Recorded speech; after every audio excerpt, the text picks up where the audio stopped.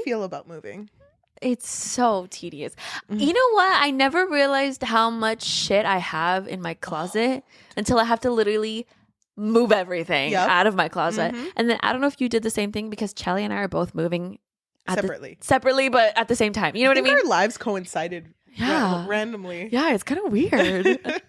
But it's kind of amazing at the same time. Yeah, it really is. So I don't know if you're doing the same thing. I literally have like different colored bags for like different things. So I have bags for donations. Yes. I have trash bags, obviously. And I have like different bags for like clothes, and well, I have boxes obviously for like not clothes. And I don't know, I feel bad throwing things away, but I'm just like, I don't even know why I have this. That's where I'm at right now too, because there's a lot of shelving in my place. So far what I've done is the entire living room, and I've done the hallway shelvings.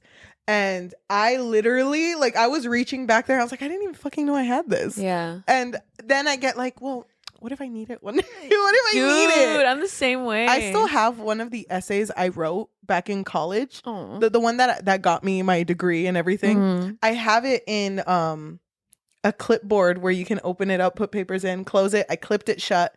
That shit's been in there.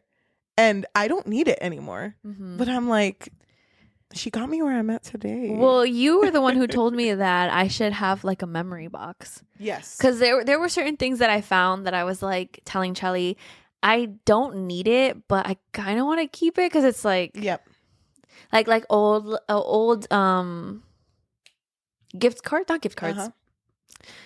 What? Oh my god! Why am I blanking right now? Like cards, like old cards, I guess, that people, birthday cards, stuff like that. But it's some of them are written by people that I don't talk to anymore, or like, you know how family members will sometimes give you a card. They won't even really write anything. They'll just be like, "Good job, mija," from you know what I mean? It's just kind of like, oh, there's not really a reason for me to keep it. Just maybe because one day I want to look at it and be like, wow.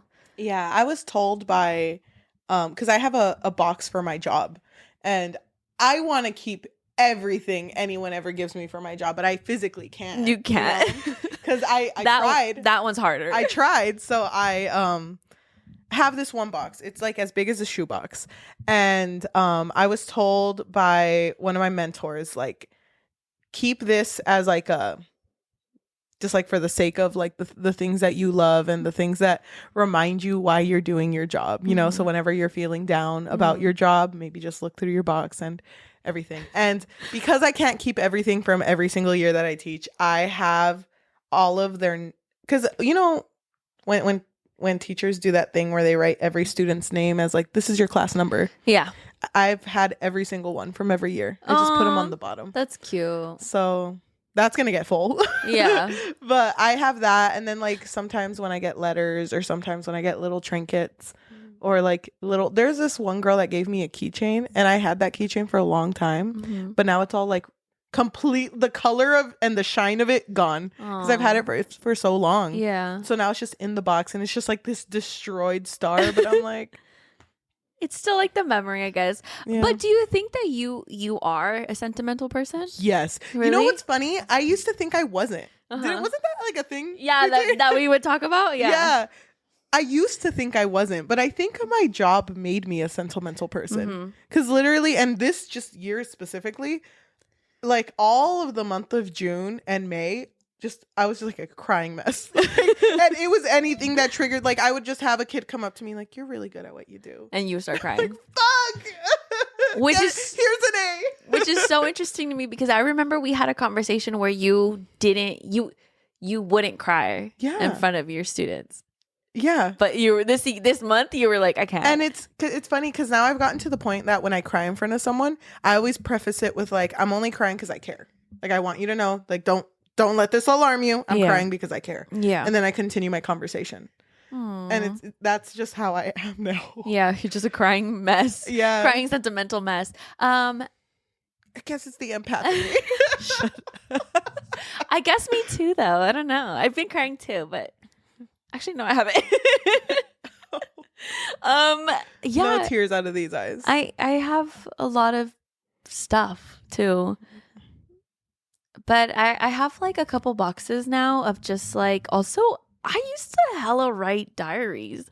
That's amazing. And I know, but the thing is like, I'm debating. I don't know if to throw it away or not, or shred it. Because, dude, I read the diaries and I'm just like, dude, this is so fucking cringy. Like, I can't believe that I wrote this. Because it's just like, think about just like a teenage girl who thinks she's in love. But I know that I knew that it wasn't love, but me de pendeja, I was still like, no, but like, what if it is love? Yeah. What if? Dude, I just feel though that like in the future when you are around people at that age, you could just be like, well, look at how I was. I would never show anybody this. You wouldn't? I feel like I would use that. I'd be like, look at me. Page 3. Okay, well, maybe I would. I don't know. I would. It's just so cringy, though. I need to read you some of it. It's so... I'm so down. Oh, my gosh. Oh, my God. Diary sesh. Did you have any diaries? Yes, but I didn't keep any. Aww. But I've kept things that, like, my friends and I have both written on or something like that. Mm-hmm. I keep all of the letters that, like, you have written me, my roommates have written me. Mm-hmm. Those are all in my teacher box too, because those were at that point in my life. Because I have some where you were telling me after my first year of teaching, where you were just like, "You got this, keep going, queen, keep going." Yeah, that year was rough. Oh my God! But yeah, I just weird how far we've come. Because I don't know if you've done the same thing, but sometimes I go on Facebook and I like scroll through old messages. Yeah, and I scroll through old things that we used to write, and I was like, "Dang, we were kids." Yeah. We were such kids. That's literally how I felt, though. Like, reading my old diaries, I think one of them, I was like in my first year of college. And just the way that I went on a whole tangent about how much I love donuts. And literally reading that, I was like, oh my God, I was literally a child. How the fuck was I doing, Yeah. Well, I wasn't doing anything crazy, but I like just the fact that you're thinking about love, but you're also just talking about donuts. No, exactly. And I even like said like, oh, I love blank, but you know what I love more? No, I'm just kidding. I don't think I said that, but I just feel, I don't know. We were just having this conversation off camera, but the whole like children like growing up, I just feel like that age that you were probably like between 10 and 15 matters so much to me, because that's the age that I work with, and I'm just kind of like, damn, these are kind of like the forgotten stages, because people really think like, oh, well, they're old enough to do things on their own. But it's like, you're not. You're not. You're still a kid. Yeah. Even when I was 18, I didn't know what the hell I was doing. Exactly. I still have like 16-year-olds that visit me and just like, I'm in some shit. Can you talk me through it? So it means a lot to have at least a box of those mementos of like those moments. And I looked through it the other day and I cried. It's just such a like a meaningful thing to me, but it doesn't take too much space, because I know that I would keep everything. Yeah. So, yeah. So with other stuff, do you just like shred it, or do you just like I don't know. You don't even know? I do shred things that I'm not going to keep anymore, and I don't want people to like go through my trash. Your deepest, darkest secrets. But it's just hard for me. And now moving, I've gotten rid of a lot of things. You knew how much books I had. Yeah. Dude, I had a lot. I had a lot of books too. So I have made 2 boxes of one that I want to take to storage. It's significantly smaller. Like significantly. And then I have my huge ass box that I want to take to the local bookstore to like, just turn them in.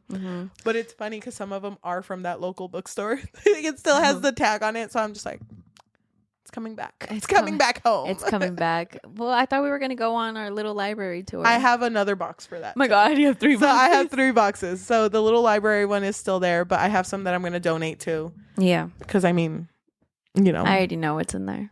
Thank you. Is it the Cruel Prince series? Yeah, she's in there.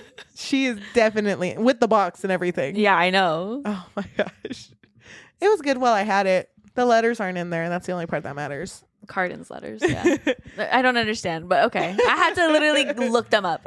Moving is hard, and I feel like the idea of leaving a place behind to me is hard too, because you get emotionally attached to places that you're at.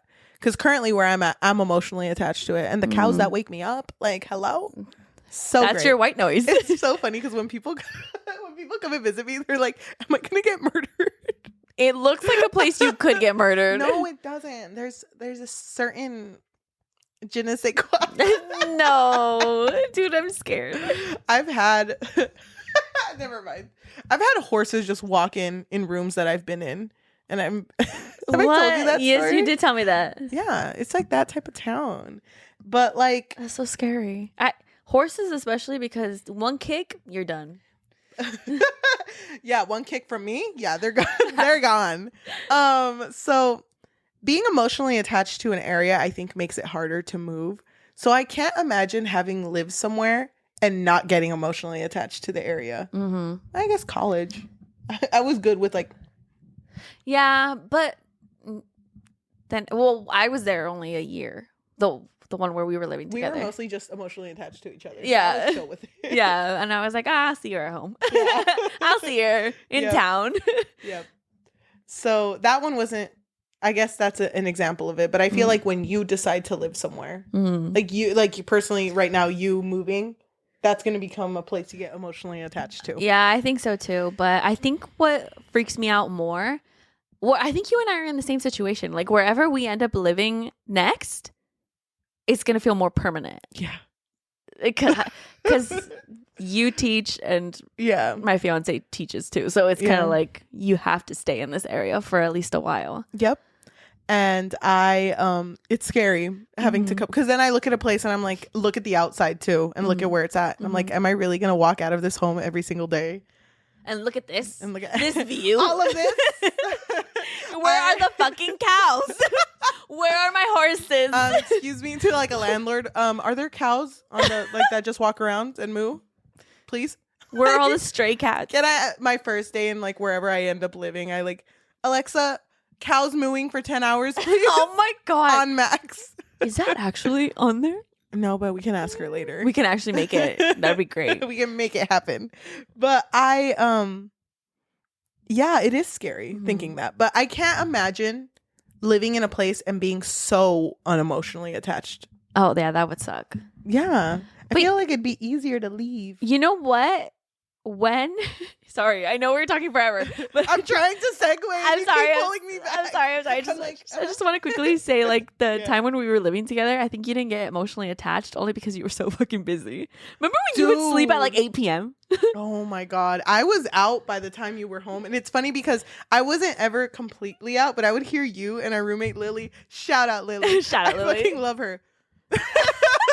It's like, no, but you and Lily would come in and I would hear like, it's kind of cute that she's up so early. She's asleep. It's only 8 p.m. Look at her. She's so peaceful. And I'm just like, I'll roast Lily tomorrow. Yeah, because you would have an eye mask. Yeah. Oh my God, my eye mask. You remember that? It helped with the headaches. Yeah. Dude, that was like the most stressful point of my life. I don't know if I ever told you this, but that was my student teaching age. And that's when you have to like work on that essay that I was talking about that I kept in that little clipboard thing. I was working on that shit, and that took me like 8 months to like set in stone before I turned it in. And I was so set on like fixing it because like to turn it in, it was like $600.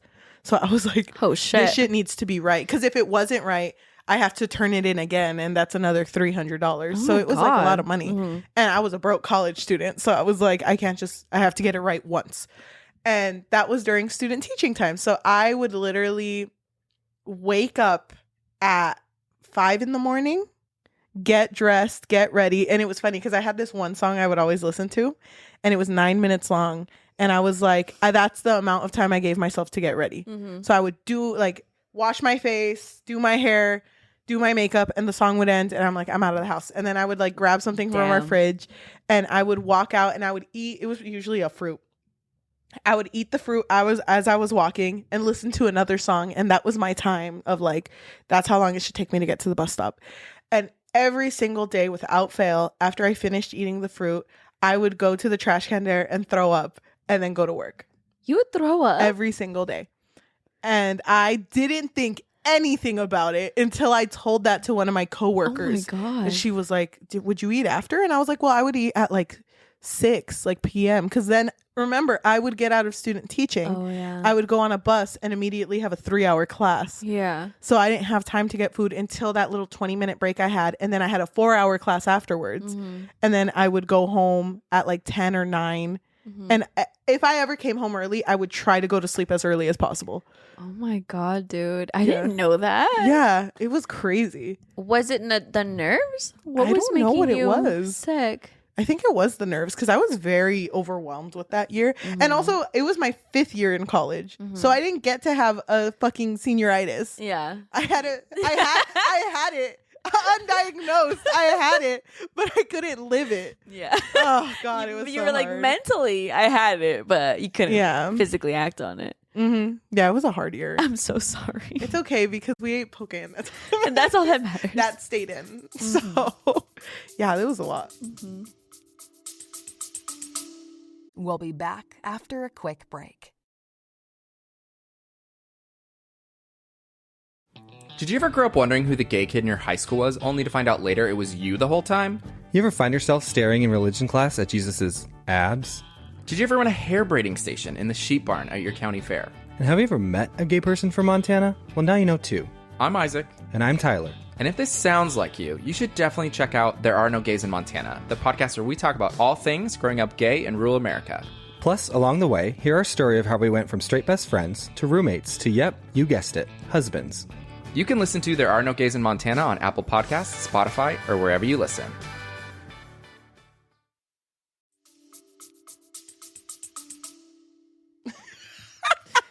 Damn. I feel so bad. Because I had we were literally living together. I think it helped that we were living together. It helped a lot. And also, as much as I make fun of her, it helped a lot that you, Lily, and I shared a room. Yeah. Yeah, because we were very, very, like, good roommates. Yeah, You know what I think it's because we're all Pisces. So we're all like, we all were very careful. Yeah. So we all had messes like in our own like respective areas. That's so funny. You remember when you and I made slime? Dude, like Cheli randomly, impulsively was like, I really want to make slime. So we drove to Target and got everything. Second. And Lily came home and we were making slime on the floor. Did it come out right? I don't remember. It did, but then we left it on a shelf and it fell over and it just was kind of a piece of art. It was very much, this was years ago. This was college us. It was very much a mess that adult me would have cleaned a long time ago. But not college you. College me looked at it and I was like, I did that shit. I did that. And I kind of slayed a little bit. That being said, Cheli, do you think that funny story by Emily Henry can fix your life? Fix your fucking life? I fucking do. Good. Thank God, Queen. Hi, welcome to another episode of the Book Fix Podcast, a podcast where we fix lives one book at a time. I'm your host, Yajaira. And I'm your host, Cheli. This is not our first Emily Henry rodeo, but it is for the podcast. Oh, really? Yeah, because I read the summer one. Remember? The one you wanted me to read. I wanted you to read it so fucking bad, and you didn't do it. I have it. I need to, and I started it too. I got like a few chapters in, and then I was like, I'll pick it up later. Yeah, I think fucking pick it up. No, it's not the summer one. It's the vacation people we meet on vacation. Yes, that one. You wanted me to read that, and I wanted you to read Book Lovers. Well, I guess we're on the same fucking page then. I have so many books. Oh, I also.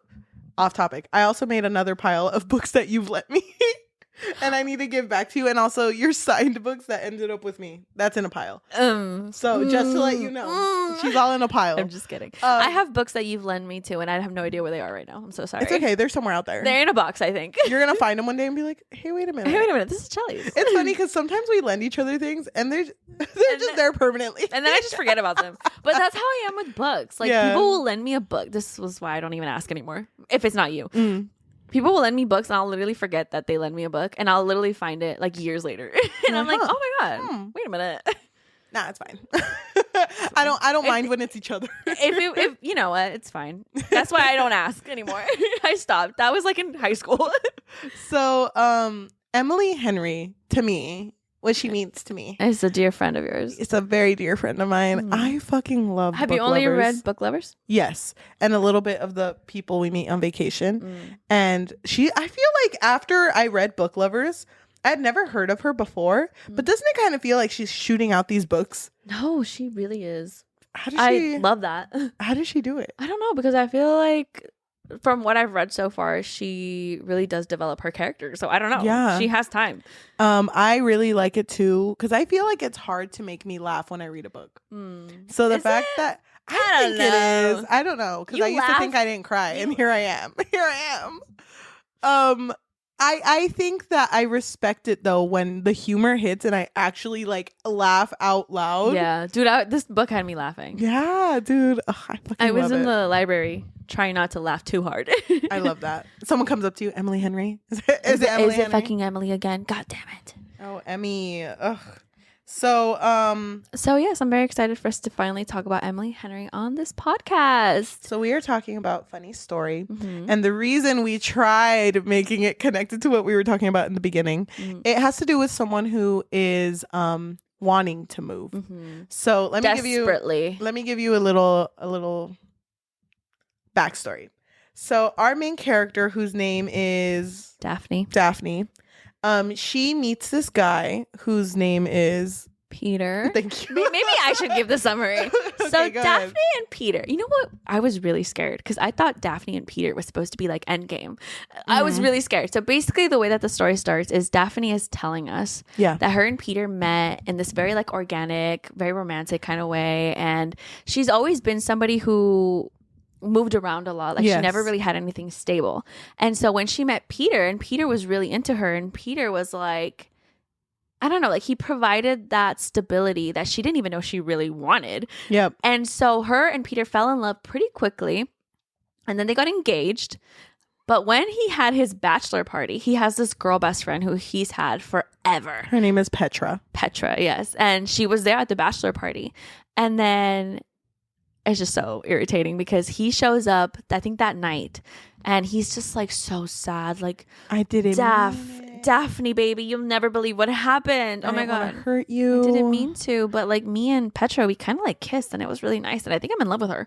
Yeah, and she's been in love with me this whole time. And then Daphne was like, "You told me never to worry about that. Like you told me you were only friends." Yeah, I thought so. And I thought we were only it's just friends. gonna be really hard. So I'm gonna leave for a week so you can, and But the way that Daphne was taking in this information, like she was literally so embarrassed.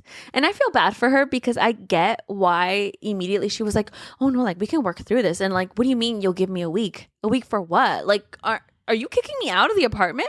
And he was like, yeah, like so me and Petra are gonna live here. So like I'll give you a well, week. he said like, because we want to give you time. And in her mind, and I kind of like how this part was written because when he said everything about him cheating on her, it didn't have any dialogue. So it kind of felt like Daphne was kind of taking this and like disassociating. Yeah. Because it felt like that. And then when that whole thing hit where it was like, yeah, we are going to give you some time before we come back. And he leaves and she just grabs like a bucket of almonds and just starts throwing them at him. Well, It's so embarrassing. She like chases after him. But Petra's the one who's driving, I think. and Petra refuses to look back. Yeah, so she's like throwing the almonds at the car. She's like, fuck you, bitch. Oh my gosh. That was so embarrassing. So then connected to that, Petra also had a fiance. And No, they were just dating. but they were pretty close to like they were pretty serious, right? But she had told him that she never wanted to get married, which is so fucked up. You're right. So she was with someone long term. Whose name was Miles. Yeah, and they had an apartment together. Mm-hmm. And so when Daphne goes back to her place and she's just like fucking crying and shit, Miles shows up and he's like, where is she? Where's my girl Petra? And he's like, and Daphne tells him, well, they're gone now. Hey, by the way, Do you you got a spare room? Spare room in your apartment, maybe? So the way that this book starts, because that's the backstory. The way this book starts and how every chapter starts, it says 108 days until I can leave. Yeah. So she wants to stay in this town because she's a librarian and they have this one, she really loves her job. Yeah. And she like loves it's it. funny because she talks about the fact that she moved to this job was only the fact that she moved to this town was only because of Peter. So she really has no connection to anything except for the fact that she loves her job. And her job does this thing called a summer readathon. And so she's like, after that's over, I'm going to quit and I'm going to move back home to where my mom's at because I love my mom, you know, so I'm okay with moving back. But that's really the only emotional connection she has now, because all of the friends that she had made in that town, they were all Peter's friends. Yeah, didn't that Everything suck? was Peter's. Yeah. Like, and what also sucked is that Daphne had a friend who Judith. What was her name? Sadie? Was it Sadie? Oh, Sadie. Yes, Yeah. yes. So she had a friend named Sadie, and Sadie ended up dating one of Peter's friends, and they became pretty serious. Yep. And so now it became kind of like a foursome kind of thing, like where they would go on double dates and whatever. Mm-hmm. And so, yeah, Daphne didn't really have her own friends anymore. Like all of the friends that she made became intertwined with Peter's life. Yeah. So she really felt lonely afterwards. And it sucks because, like, you know, she's living with Miles, and it kind of hit me because he was watching a movie, and it was like a really sad part of the movie, and it was like blasting this one song. I forget what song it was. Was it the All by Myself? I think he played that song another time, but I don't remember. He might have. I don't know. But he was playing a song on repeat. And she was like knocking at his door like, you need to stop. And it's funny because I also forget he's going through heartbreak just as much as she is. And when they open the door, he's just kind of like, I'm sorry. And he smells completely of weed. He's like, I'm sorry, I'll lower it. And then she like peeks in and is like, I've seen this movie. That song only lasts for 1 minute. That's been playing for 30 minutes, my guy. Oh my gosh. And so he's just like, ugh, whatever. You don't get it, girl. I'm going through a heartbreak. And it's funny because then it's like she also says like, and by the way, stop smoking weed. Like it's so strong. And he's like, I'll just put my head out the window. Let me be sad. Trying to have it like his emo moment. Yeah, but I thought it was really cute that even throughout all this, he tried really hard to be like, you want a breakfast sandwich? You want to go out to eat? I thought it was so fucking funny that Daphne had no clue what this man did for a living. No. And especially because, keep in mind, so Peter and Petra were friends for a long time, right? So Peter was aware of Miles. And he would always like comment on Miles and how he was a loser and he didn't deserve to be with Petra because he was looking out for her, right? And that they also, all Daphne knew based on what Peter had told her was that Miles did odd jobs. Yeah. So then it was so funny because he's like over here like, oh, you want to drink some wine? Here, let me get you wine. And she's like, oh, I didn't think you would like wine. You didn't strike me as a wine guy. Work at a winery. No, yeah, that's what he says. And she's like, what? Since when? For the last 7 years. What did you think I did? She's like, I don't know. I thought you were a delivery guy. Why? Based on what? I don't know. So it's just, but it was based on like a lot of things that Peter would tell her, and that's so fucked up. Yeah, because it just like belittles him, you know. But it's really sweet because they're both going through heartbreak, but she's going through it a little quicker than he is, which is so funny because I've heard, I don't know if you've heard it too, but I've heard that guys and girls experience heartbreak differently. So girls will like cry about it like right after, and then they'll like, let's just say they'll get over it in 3 days. Let's just say. Yeah. But guys, let's say it'll take them 3 days until it hits them, or a week or something like that. I've heard of that too. But he seems like a very, like, he's an empath. Yeah. Like, he's a very sociable. Yeah, thank you. He's the reason that word exists. He's a very sociable person and a very like, he just cares a lot about people. And I think that's why he's trying so hard to get Daphne to be his friend, because it's like, I think she hates me. Like, yeah, she just doesn't come out. But I think, the thing that really pushes them being friends is one day when she comes home and they get an invitation.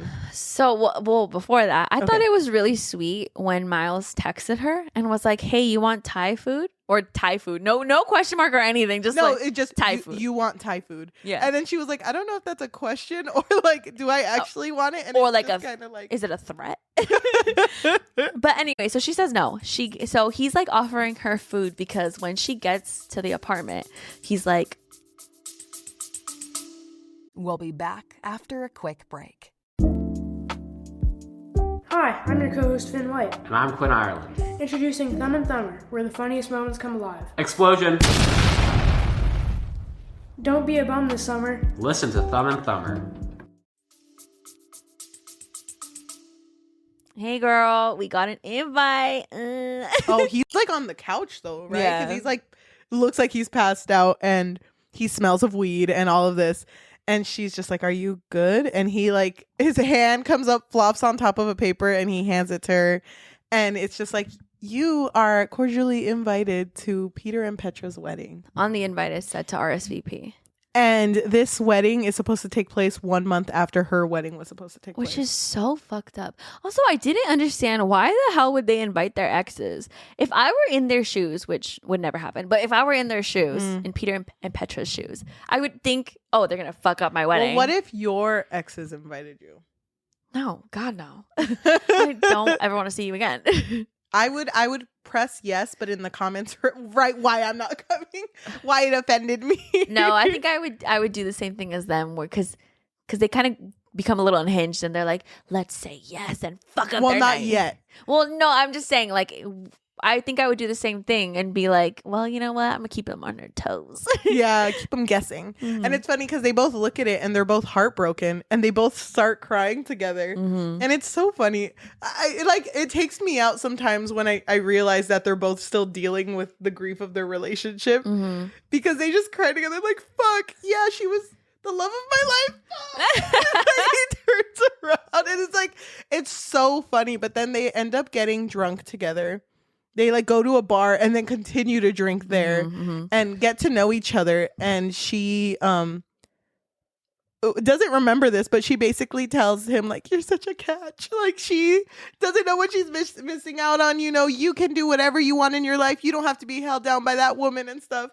And he's like, fuck, I needed to hear that. Yeah. And then they make a friend named Gil. Oh, yeah. Which I thought was so fucking hilarious because they would bring him up in like different scenarios. And I made a comment that I was like, I don't even remember what happened with Gil, but I just love that he's always like recurring here. Well, Gil was someone that because at that point Daphne noticed Miles is such a people person. Yeah. Because they just sat with him and this guy opened up with all of his life story. Yeah. And Daphne was like, how the fuck do you do that? Like you just made a friend. Like that's weird.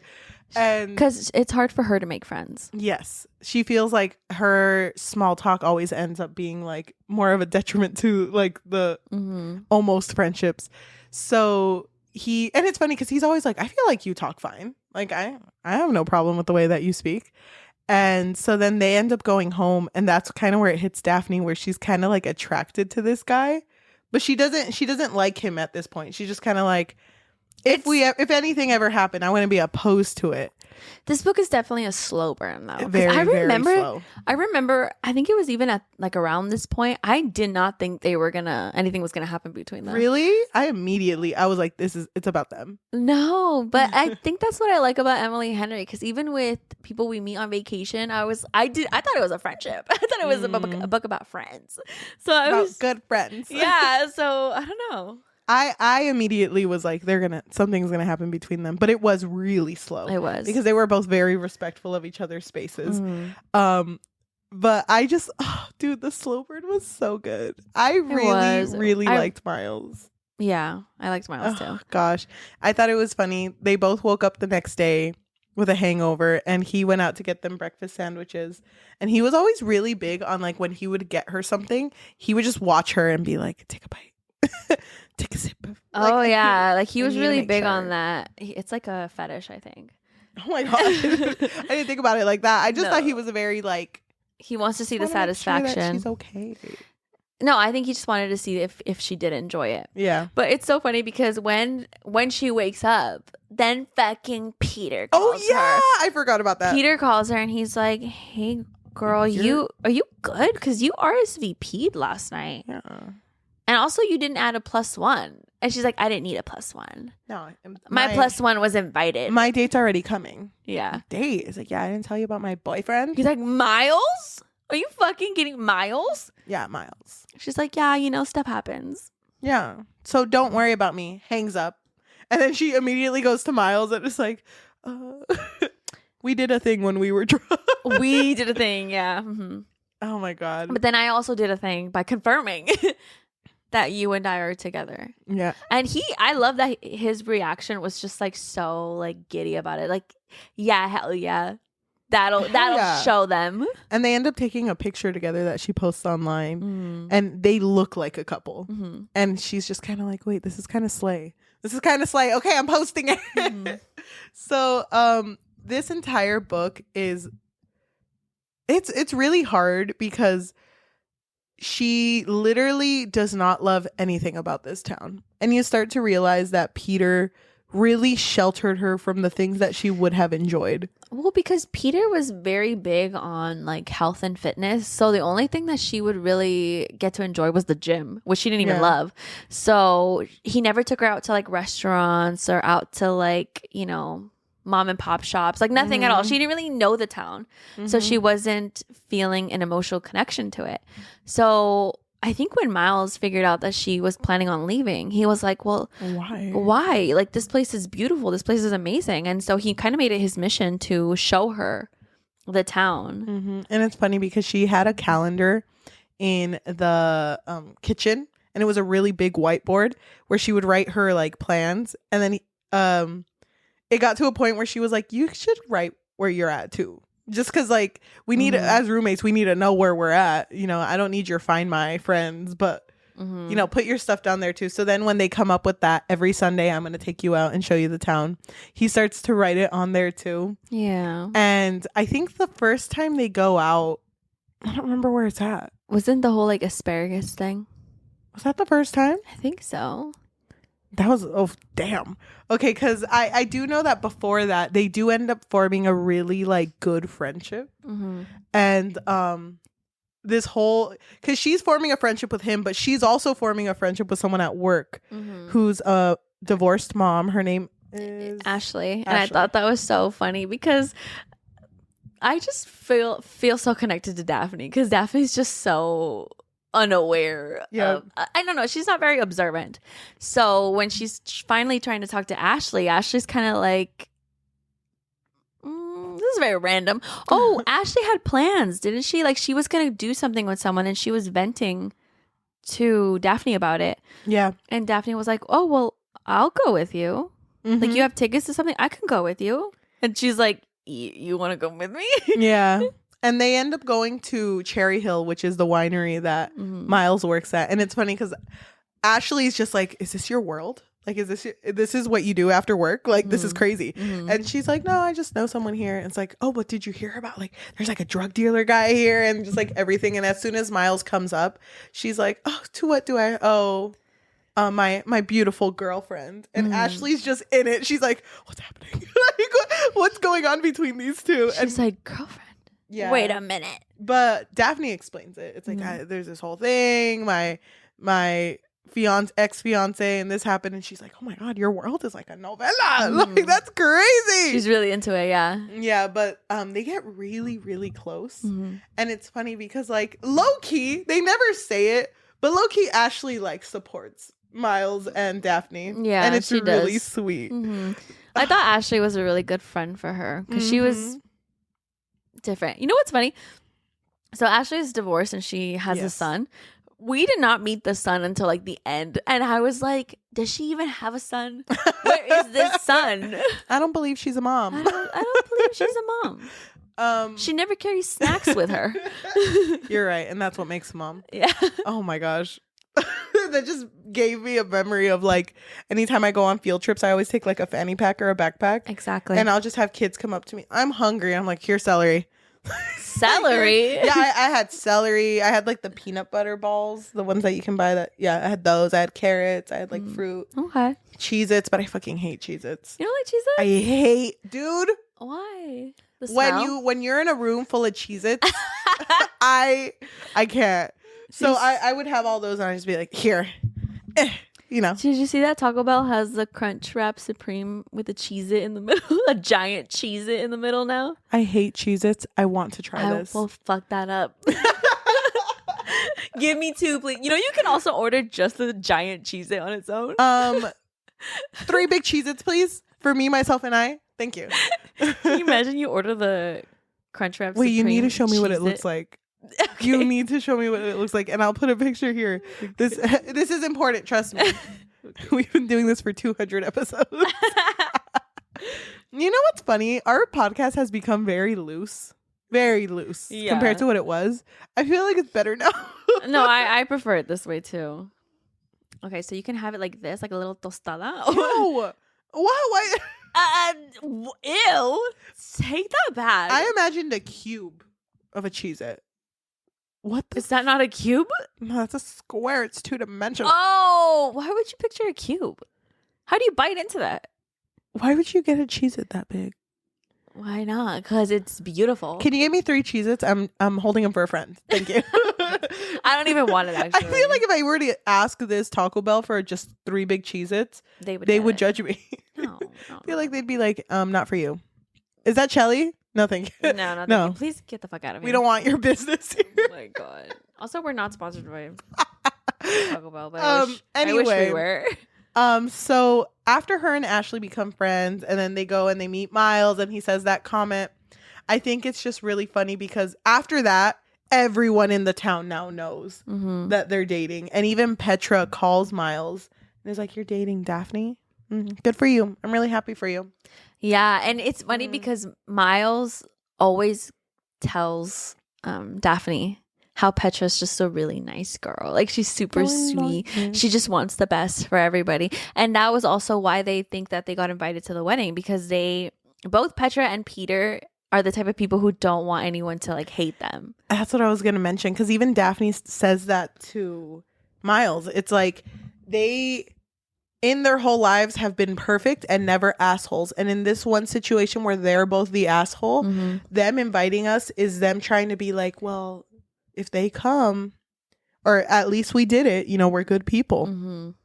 To make themselves feel better. I fucking hate that shit. Me too. And then in that conversation, they like mention like if they were to ever ask for us again, and immediately Daphne's like, fuck Peter, like fuck that, I would never. And then Miles is more like, well if Petra wanted me back, I think I would be more down.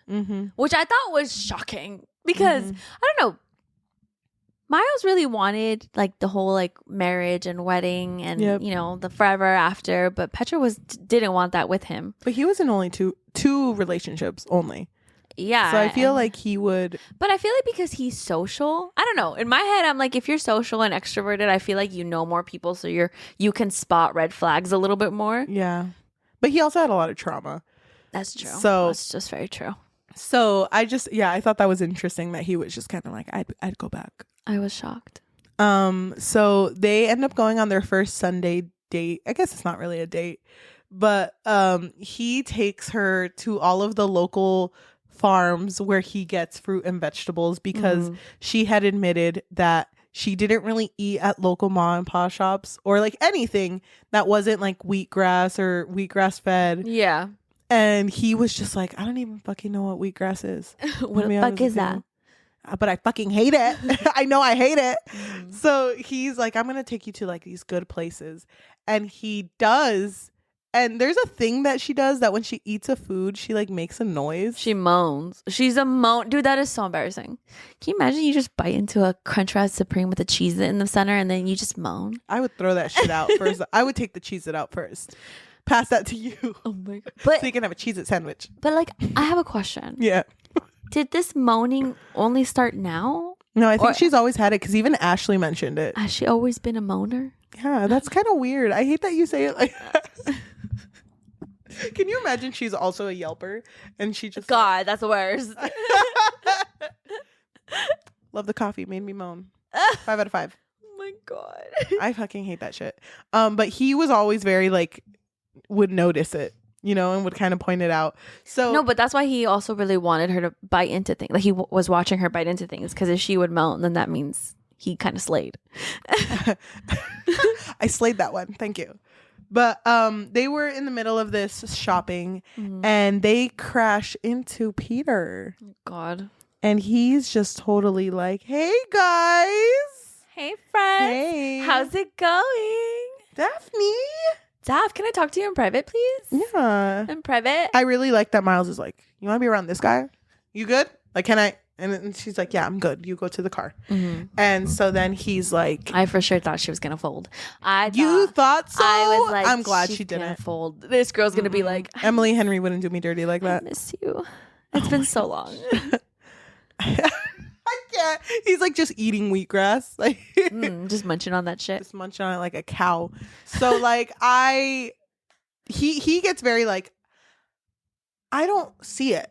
You and Miles? Yeah. Like he's a fucking loser. Did what does he ever even tell do? you- Did he ever tell you that like his family doesn't even talk to him?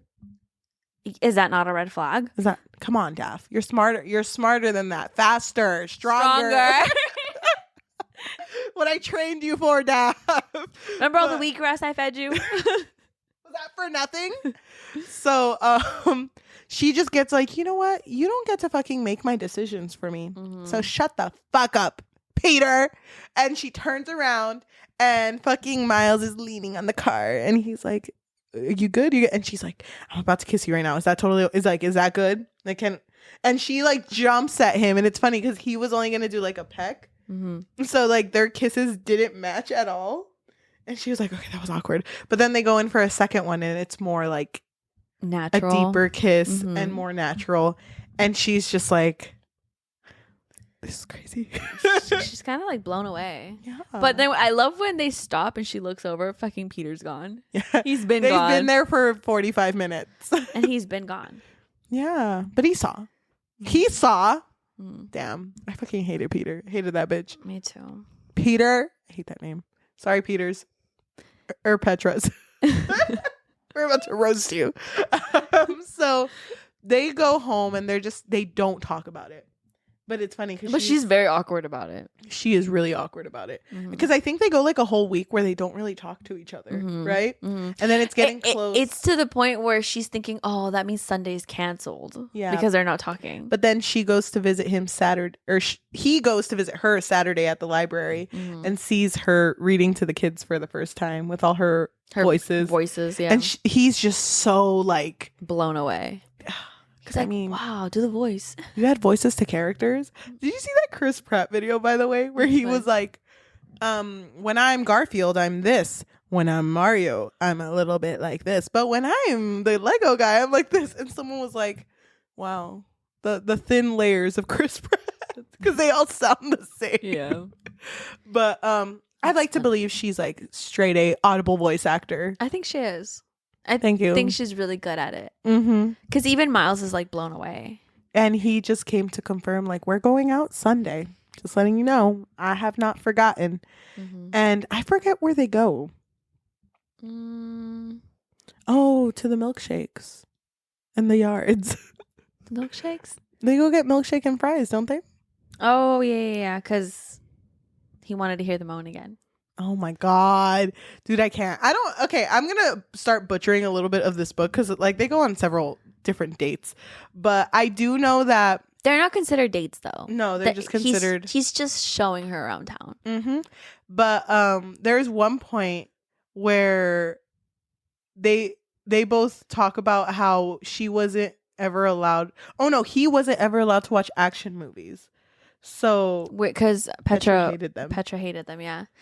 So then they were both like, let's just watch action movies. Like, what the fuck is stopping us? So then they start hanging out every single day to watch action movies. And it's just kind of like a habit that they've built. But she's still over here thinking about that kiss. And she's like, I don't want to make it weird. Whatever. So then they have a day where they're about to watch an action movie. And I forget how it starts. But he pulls her leg for some reason. And ends up on top of her. Right? Yeah. And she gets turned on, like visibly turned on. Isn't she like, damn, it's been so long? It's been so long. Because she hasn't had like physical touch. Because she even said that when they were at the beach. Because at the beach, they were kind of cuddling. And she was like, neither of us moved. Like we just kind of stayed there and talked. But at this point, she gets pulled down and you can see her nipples through her shirt.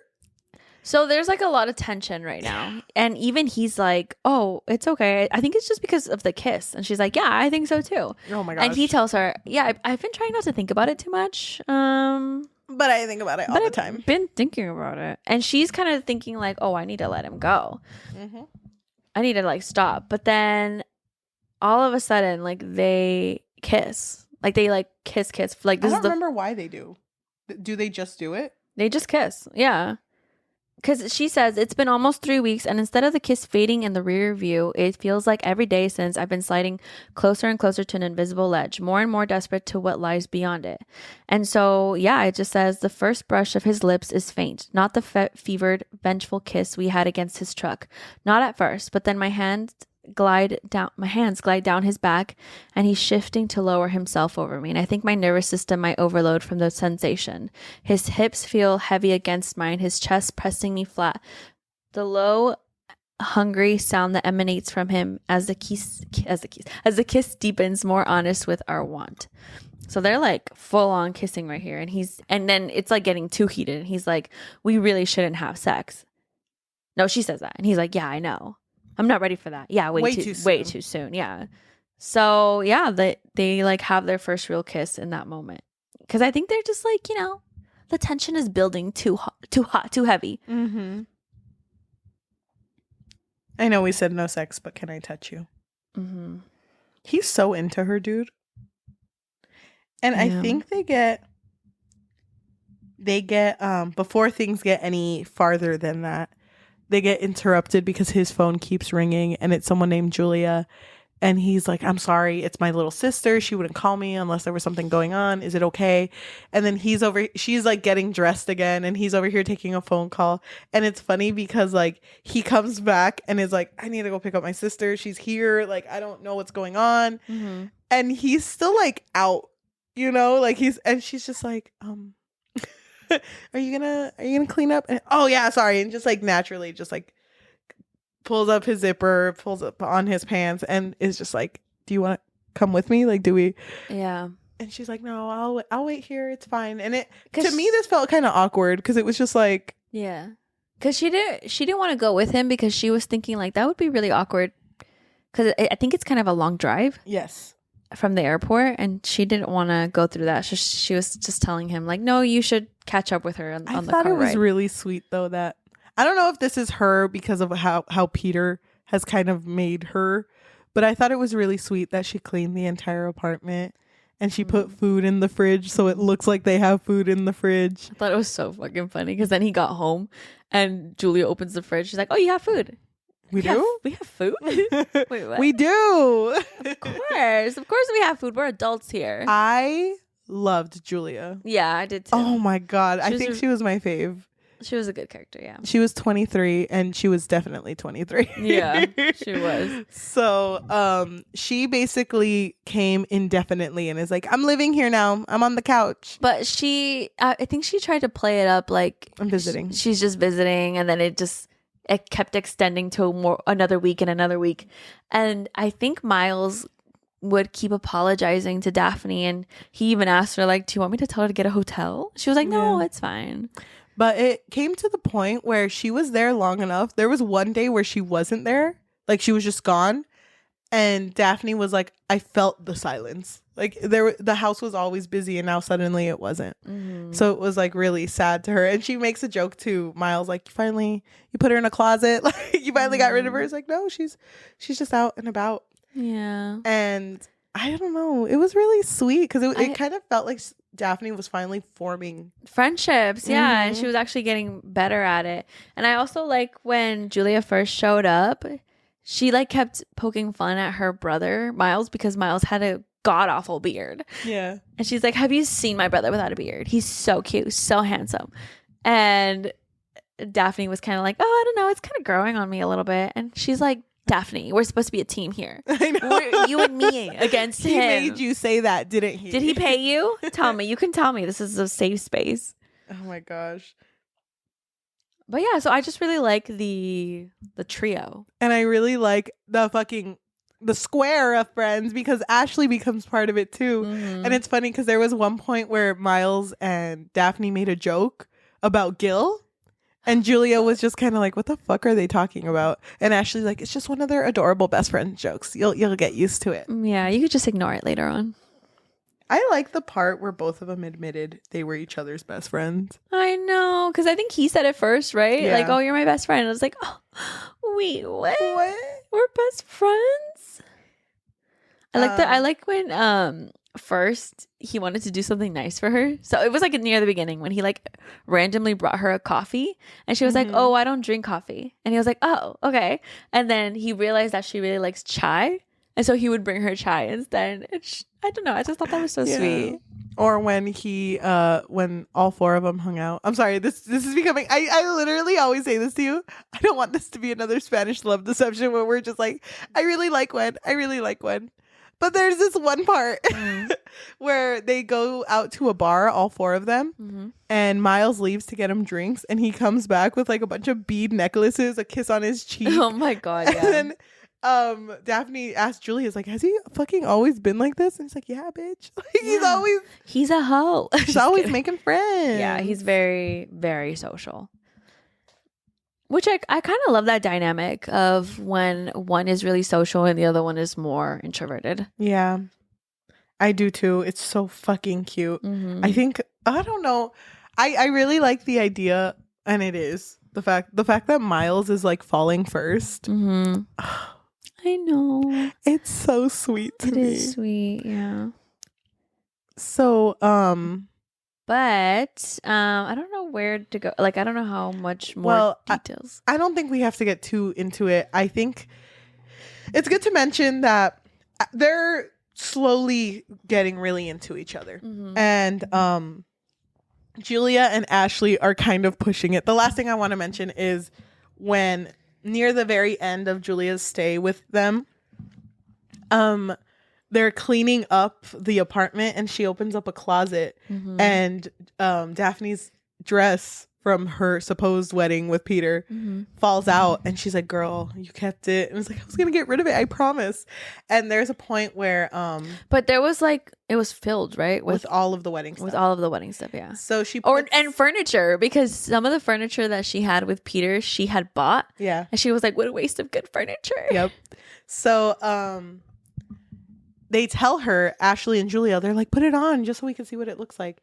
And she goes to put it on, but when she comes back, the only one that's there is Miles. And they both had left. And he's just so like, what? Yeah. Where are you? What? And so there's like a point where she can't take it off, right? So she has to call him in order to like take it off. Yeah, because she has been eating freely now, because when she was with Peter, he was super into the gym and it's eating so funny healthy. though, because like he can't get it off. So it's like a very like hold on to the counter. And oh my God, I just really, really enjoy how close they became. Yeah. Yeah, it was really sweet. I really love their friendship too. So why don't we talk about Daphne's relationship with her parents? Okay. So she's only really close to her mom. And I felt like her mom was an interesting character because she was so into fitness also. Yes. Like that girl was buff.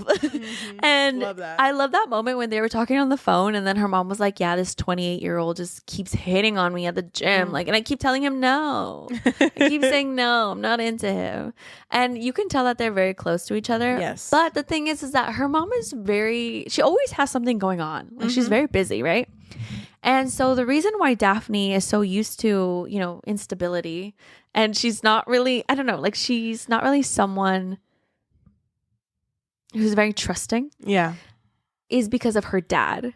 So her dad is someone who was very absent in her life. And anytime that he would show up, he was the type of parent who would be like, oh, yeah, I wasn't there for your birthday, but like, let's go to the library. Let's go get you a book. Yep. Like he would make up for lost time by buying her something. Yep. And so she had this memory of any time that her dad would show up, that he would take her to the bookstore. And so that's why she loved books, because she kind of like associated with like the only good memories that she had with her dad. Yep. And so her dad shows up with his Starfire. with his Starfire, literally, with his new wife. I thought it was so fucking funny because Starfire is someone who's super into like tarot readings and like zodiac signs and all of that. And she was like, yeah, it's because my psychic She told me that we would meet on a boat. And it's funny because she says like, and we would meet and he would paint me and he would save me. He would save me from an iceberg. And then Miles was trying really hard not to laugh. And Daphne was like, so like the plot of Titanic is what you're saying. It's the plot of Titanic. Because I think she was rich, right? And he was really poor. So she brought that up too. And she was like, that's literally Titanic. And she was like, what? What's the Titanic? What is that? Is that like a meal or? But then they also like stay around for a little bit. And it's become, I think Miles and Julia are sharing a room. Daphne's room is for her dad and Starfire, and she's on the couch. And I think it's funny because one of the first nights that they stay, Starfire is like, you can call me mom if you would like. She's like, I'll stick with Starfire. And she tells Miles like, I'm so sorry they're here, like it's weird and stuff. And she mentions that.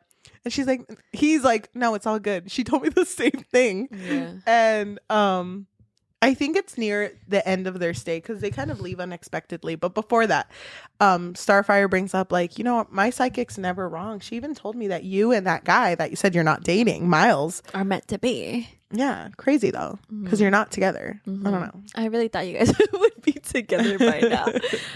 But it's interesting because her dad seemed kind of chill. Yeah, he for did. a minute. Like he seemed better. And she was kind of like, people change and this is my change too. But then they're supposed to show up to her reading on Saturday. Which to her, it's not really like a big deal. Well, it wasn't a big deal. But Miles was the one who would tell Julia at first. She was like, oh, Julia, like you should hear her voices. They're so good. And so then he told her dad and the new wife, like, you should hear her voices. They're so good. And so now everyone's like, oh, we're going to go on Saturday. Like, we're going to make it a big deal and we're going to be there for you. But then he didn't show up. And Miles shows up and's like, they left. Yeah. And he didn't want to tell her, but he ended up telling her. And she was just kind of like, yeah, just like he always does. It's so sad. It makes me really, I mean, she's an adult, but like it still hurts, you know? I think what hurts the most is the empty promises. Like, oh, why would you tell me you're going to be there? And then he always had this habit of just disappearing, like just leaving, not even being like, oh, mija, I had so much fun. Miss you. Had a great, like, you know, if he would say goodbye, I think it would be fine. But he would just disappear. Yep. And after this, so a lot of shit happens, you know, because it's her and Miles actually forming, I think they form a relationship. Yeah. And she is doing okay, but then Peter shows up. And but before Peter shows up, Miles has been gone for like a few days. A week, no? It was like, I don't know. And it sucked because they had made like plans that day, but because of she's become more trusting, because at the beginning of the book when Miles would be late for something, she'd be angry. But then at this point she's like, it's okay, it's Miles. It's more chill now. Yeah. She was, dude, it was so fucking funny to me how punctual of a person she is, because it reminded me of my mom. My mom is so punctual. Like she gets mad when people aren't punctual because she's like, oh, then give a fuck about my time then. Yeah. That's how she is. And so she wasn't that nervous about it. But then when Peter shows up, he's like distraught, I think. Right? Peter's kind of just like, hey, girl, so I don't know if you've heard, but the wedding is off. Dude, I was shocked. Yeah. I wanted them to show up to this wedding so bad. I really wanted that moment. I wish Daphne would have been like, I guess I gotta return this sexy dress. Yeah. Imagine she like pulls up wearing it. I know. I was stretching it. But he was like, no, it's just I realized that I never loved her. It's like, but you told me you did. You did. No, but I didn't. It was too quick, and just I got caught up in the feelings and in the thinking that we're meant to be together. It's just, you know. Was Peter trying to get back? I think he was. I honestly think he was, because it kind of felt like he was trying to leave the door open for her. Yeah. But then, you know, Daphne isn't really. She's like, okay. She's kind of very dismissive, right? And so Peter realizes like, oh, okay, she's still with Miles. And then he like fucking puts the little semilla, the little seed in her brain, and where he's like, well, you know they're going to get back together, right? Yeah. He's been helping her move. Where do you think he's been? Did you know that? Did you know that he's been helping her move? It's like he's rubbing it in her face. Fuck. And then he leaves. So then the next day, Miles and her, well, as soon as Miles comes in, I think she goes to him, right? And is like, where have you been? Where have you been? And he looks guilty. Yeah. And he's like, I've just been somewhere. It's like, where have you been? It's like, I just wanted to make, How fucking dare he? I wanted to make a surprise. I got you fudge. Like, I had this whole thing. And she was like, I don't want fucking fudge. I don't Leave even it there. like fudge. Please leave it there for me. But like, Please leave it in my room. Thank you. And don't touch it. yeah, I'm gonna throw it away in my mouth. But I'm going to properly dispose of this fudge.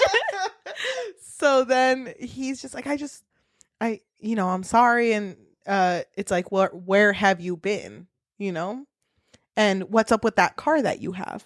Because he's not riding his car anymore. He had a truck and now it's a car. And I don't remember how. Oh, she says, have you been with Petra? Have you seen Petra? And he's like, yes. Yeah. It feels like a trick question. Doesn't she ask him, like, were you with someone? I Is could have it? sworn it was just like were you with someone? Oh, you're right. They don't say the name. And he was like, Yes. yeah, it's because Petra needed my help. Like, I'm sure she did. I'm sure she fucking needed your That's help. enough. Leave the fudge and leave and bring more fudge. And If you're really- and also we're out of toilet paper. It's just like you're still roommates. Also, you didn't wash your fucking dishes, you slob. Oh my god, everything comes out. And I also really hate that when you put the toilet paper, you put it in the other way. That's wrong. Feels good to say. We're not cavemen. But then he's just kind of like, but I love you. Like, yeah, he does. He tells her he loves her. Dude, I and was she losing my dismisses mind. it. And he's like, really? You're not here? You're just gonna dismiss the fact that I said I love you? What was that? And she's like, no, you could go. Mhm. And I'm gonna leave too. And he's like, fine. And he leaves too. And so now she's like, things happened with her and Ashley. Go read the book. But things happened between her and Ashley, and their friendship is kind of rocky. But there's a point where their friendship is a little mended. And she's just like, so much is going on. And I don't want to make it about me, but so much is going on. And she's like, girl, that's what friends are for. What's happening? Yeah. It's like, just me and Miles had a fight. This is what's going on. And it's like, oh no, because before that, the readathon happens, right? Mm-hmm. And at this readathon, I think her and Julia talk first. And I don't remember. Hold No, on. does It's the phone call first. So, Wait. okay. So, wait, I'm going to backtrack. Her and Miles aren't talking, and they're avoiding each other in the apartment for like a really long time but then she ends up staying with Ashley. after. So, But they make up pretty close to this moment though. oh, you're right. They do. Because I make think up. she just like texts him like staying with Ashley. And I think Okay. Ashley even tells her like, you need to talk to him because that boy loves you. Like, I've seen the way he looks at you. And I think Julia comes over too and says like, yeah, he was talking about you. I think And she it was like, feels I'm mad at you right now. Yeah, she does say that. But she's just kind of like, but I understand like that he cares. Like he really thinks that he can't win you back. Like he's really distraught about it. Anyway, so it's kind of hard because she really does care about Miles, but she is now very untrusting of men. So it's hard to even see like a justification for what he did in her eyes. Mm-hmm. And she's under the impression that Petra and Miles are dating again. Yeah, she's like convinced. Yeah. So the readathon happens. And it's super stressful because everyone starts calling out. So they start calling for 'Cause volunteers. there's like a sickness going around. Yes. And so she's there, and before the readathon even happens, she gets a phone call. And her dad is like, hey, I wanted to say good luck with the reading thingy Mm-hmm. that you're doing. And she was like, what? Like, the thing that you were, the readathon that you were talking about. Yeah. Yeah, I just, your boyfriend came over and he was just super like talking about how I Like- had to call you. Basically saying like, oh, he really ripped one in me, you know? Yeah. He was going off on bitch. me. Yeah. And then she like it hits her like, oh my god, when he said he was gonna go see Petra, or when that happened, he also went to go see my dad. Like that Yeah. was what he was doing. Mhm. He was basically telling the dad like, You need to be there for your you need to daughter. be there for your daughter. Like you need to like reach out to her. Mm-hmm. And at You that, can't just fucking disappear, basically. and it's funny because the dad's like, and then I told him like, that's not the type of relationship we have, sweetie. he doesn't get us. And she just completely like, you know what? You were a shitty dad. And you might be a little better now, but you never show up for anything. And Mhm. I can't keep justifying you being like that. So the next time we talk will be when I have time. And she hangs up on him and is like, I was like, Queen. Queen! Go Oh my off on that bitch. God. I fucking love that shit. And then Miles ended up coming to the readathon because he had promised but one, they were dating, that he was going to come help. And Julia's there. But didn't he actually help with the event? Like there was like he was involved somehow. Well, he was just custodial. Like he was doing a lot of like cleaning up while the event was going on. Yeah. But after that event was over, they're both and it's funny because she even mentions like during the event, they're passing each other like, hey, I'm glad you're here. Okay, thank you. Oh my gosh, yeah. How are you doing? You're doing okay. But And she then was it's so just busy, very- so yeah. she couldn't really like talk to him too much. So it isn't until after the event where they talk to each other. How does that talk go? I think he apologizes. He's like, I shouldn't have gone.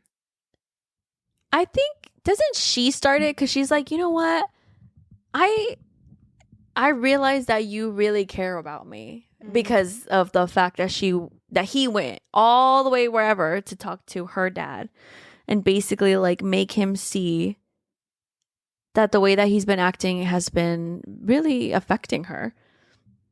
Mm-hmm. And so she kind of brings up like, I never had to ask you to do things. I never had to ask you to be there for me. You were just always there for me. And then he also says like, and I never had to do more to win your affection. Because with Petra, it always felt like he was competing, or he felt like he needed to deserve her. Yeah. So he always had to do things for her in order for him to get like the satisfaction of, okay, she's good. She liked whatever I did for her. So he felt like he needed to do that for Daphne. And he was like, you were the first person that I don't really have to do that for because I am enough for, you know. Yeah. But then I don't know who the first one it is that says it, but it's like, but you and Petra. And then he's like, what do you? He says it first because he's like, he kind of is like, well, I'm assuming you're with Peter now, huh? She's like, no, fuck Peter. He's like, oh, I'm assuming you're with Petra then. Like, no, Petra. No, just because I said that one time that I would be down, I was kidding. No, I was kidding. Joke. Had my fingers twisted. You didn't even see it. But they're both kind of like, oh, so we're both available. Yeah, basically. Wait, are you free tonight? So then, he basically says like, so will you move back? Like, are you gonna move back? And she's like, Actually, I can't. You see this beautiful, beautiful house right here? Every time I pass by this house, I just realize like, damn, I do want to stay here. Mm-hmm. And he's like, oh, so we're not living together? You're going to move to this house? No, I'm not. No, I'm not moving to this house. I can't afford it. Are you kidding me? I can't afford this house. But she basically says that they need to live in their own spaces. And it helps that they do because they start kind of forming their own lives and everything. But she says, I love you. I don't remember how she says it, but she does. And the epilogue is way later and they do get the house, right? I think they're moving into a house, but I don't remember if it was that house. It's funny because the house is like low key broken. Yeah. Things that are like duct tape, but it's like still their home. And they're having a housewarming party and a lot of people are coming over. And it's really sweet because they're all sitting. And one of them, I forget who, is like, how did you and Miles meet? And he's like, oh, it's a funny story, but and he like goes to Daphne and is like, because okay. he knows that she loves telling the story. Yeah. And that's how it ends. I fucking knew that's how it was gonna end though. I knew one of them was gonna be like, oh, funny story. Funny story by Emily Henry, which you can get at Target. Go ahead. For only $19.99. Probably. I have no idea how much it costs. Oh my God. So, how much did you cry? I only cried a little I bit. cried a little bit. Really? What part? Where did you cry first? When they broke up. Oh, that was a good win. when they broke up, and then when they got back together, and then at the very end, broke up again. Don't even get me started. Just kidding. I thought honestly, I don't know what it is about Emily Henry books. I know they have spice in it. I totally forget it's in there. Yeah, me too. Because the rest of the story stands out more than the spice stuff. Yeah, not in a bad way, but like no, I think that's a good thing. I feel like I prefer plot over it. I get what you mean. So it really highlights the plot more, but then I forget about it. But it's funny because when the spice would happen, I'd be like, they're really friends. They're really good friends. And they were fucking roommates. They were roommates. I love this story so much. Me too. I feel like this year I've been giving a lot of 5 out of 5. You have. You're very generous. Thank you. Very generous queen. When we have our year wrap up in December, These are all 75 of my books. you're literally gonna come with like the biggest list ever. This is another 5 out of 5. Really? Yeah. This is another banger for me. I feel like it's a 5 for me too, but I don't know in the spectrum of 5s. I don't know where it lands. It's going to be interesting to see all of our 5s together. I know. I think I have like 14 5s right now. Oh shit! I have no idea how many I have. Dude, I've been counting them. I've been keeping track. But I love that. I need to read more Emily Henry. There's a lot. You need to read Book Lovers. You need to read the people we meet on vacation. And then both of us need to read the beach one. Beach read. You know what? We should read more Emily Henry, but I won't make that promise because anytime we make promises, we never keep it. You're right. If anyone who's listening to this wants us to do another Emily Henry, I'm so down. I feel like it would push us more. Just tell us which one. If it was recommended. Yeah, I hope it's Book Lovers because I'll read it again. I'll read the people one. Just if someone recommends it, it'll push me more to read it. God, it's so hard. It's so hard to read personal books when we have our podcast TBR. No, it is. It is. Gosh, it is because it's funny because Cheli and I were thinking about joining like a book club, book club. Yeah, but we don't have time. We literally don't have time. No. That being said, do you have anything else to say? I just want to say that I really loved the development of both characters. We didn't mention it, but I also loved how Miles had his own issues that he had to work through. Yeah. And I just like how they both handled the situations. And also, I love that they didn't like make each other like they're everything, you know? Oh, I was going to ask you, do you think Petra was also trying to get back with Miles? Oh, I have no idea. I feel like they both were. Yeah, I think so too. But you know what? I love... It was near the beginning though when Daphne was first becoming friends with Ashley. I love that moment when Ashley was getting drunk and she was like, "No, you don't get it. Peter is that type of guy who sees your lunchbox and wants it, even though he doesn't know what's in it. Yep. And even though he has his own lunchbox, like he just needs to have it because of all the possibilities, you know, basically like thinking the grass is greener on the other side." But she was over here saying something super profound and she was like, "I don't know what I'm saying. I'm drunk." But I was like, "No, bitch, you're right. You're fucking right. Yes." And he could have the Lightning McQueen Cars 2 lunchbox and he could have paperback and he'd still want it. He'd still want that shit because he thinks that yours is better because he doesn't know what it is. Damn, she's right. She is right. I love that. I loved Ashley. She was a queen. That being said, and we both give it 5 out of 5. Damn.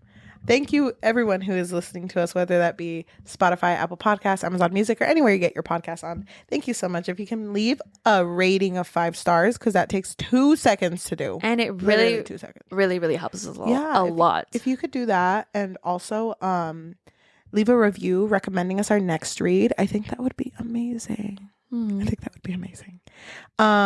If you would like to support us and you have a little bit of money, what can they do? So we do have a Patreon. At the moment, there's not a lot on there, but please be patient with us. You can find us on patreon.com/bookfix. But if you don't want the commitment of monthly, you can find us on Ko-fi, which is ko-fi.com/thebookfix, or buymeacoffee.com/thebookfix. If you want to support us on or if you're watching us on YouTube, thank you so much. If you can like, comment, subscribe, and hit that notification bell because we post every Tuesday and Thursday. We're not taking any other weeks off anytime soon. I think we're here to stay Yeah. and slay. So You shouldn't even say that because who knows what's going to happen. I know. But thank you so much if you're watching us. If you want to support us on social media, we do have an Instagram, Threads, and a Goodreads under the Book Fix Pod, THEBOOKFIXPOD. And we also have, what else do we have?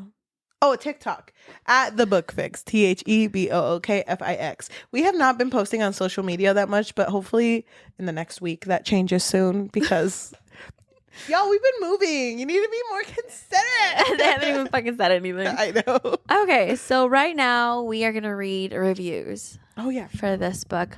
I found my 1 star, but I want you to read your 5 star first. Okay. Is your 1 star really good? Maybe. I hope you think so. I want to make you laugh. Thank you. I really liked that Miles liked her laugh. Thank you. That's Miles cute. liked everything about her. Yeah, he did. Okay, this one comes from Eamon, who gave it a 5 out of 5, and wrote, "Funny story. Huh. Ain't nothing funny about the way my heart was tugged while reading this book. Emily Henry, I'm under your bed because why'd you write an FMC, a female main character that has the same thoughts and fears as me?